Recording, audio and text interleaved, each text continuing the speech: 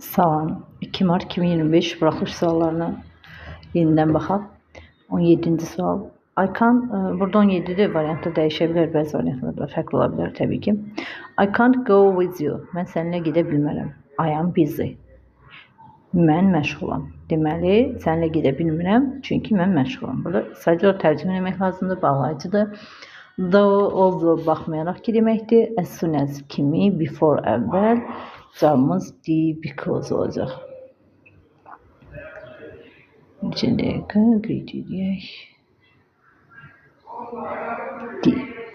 Baxırıq 18-ə. This furniture very expensive. Baxın, furniture sayılmayan isimdir və ona görə tək götürüb. Burası belədir. Tutaq ki, imtahanda və yadınızdan çıxıb ki, furniture sayılır, sayılmır, çox düşünürsünüz.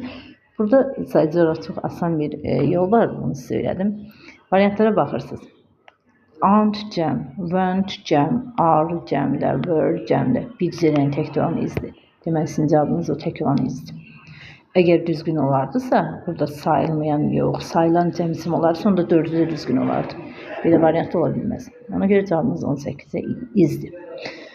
The kids get up early.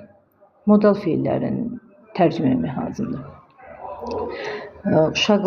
Uşaq tez oyandı. They have no lessons today. Sizin ipucunuz ikinci cümlədə olur. Onun sabaha dərsi yox idi. Əgər bu adamın sabaha dərsi yoxsa, niyə tezdən oyansın?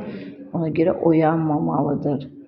İnkar verməliyik. İnkar 2 variantda var. 1-4. Heç yenə də deyirəm. Cavabı da bilməsəz, tərcümə də eləyə bilməsəz, 2 dənə təsdiq cümlə.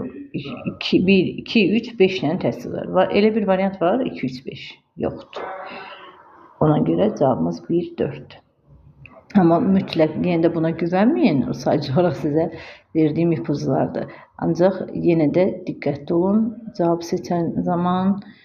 Çünki tərcümə əsas tərcümədir. Əgər tapa bilməsəz, başqa çıxış yolunuz olmasa, həmin vaxt mən dediyim variantlardan istifadə edə bilərsiniz. Uğurlar.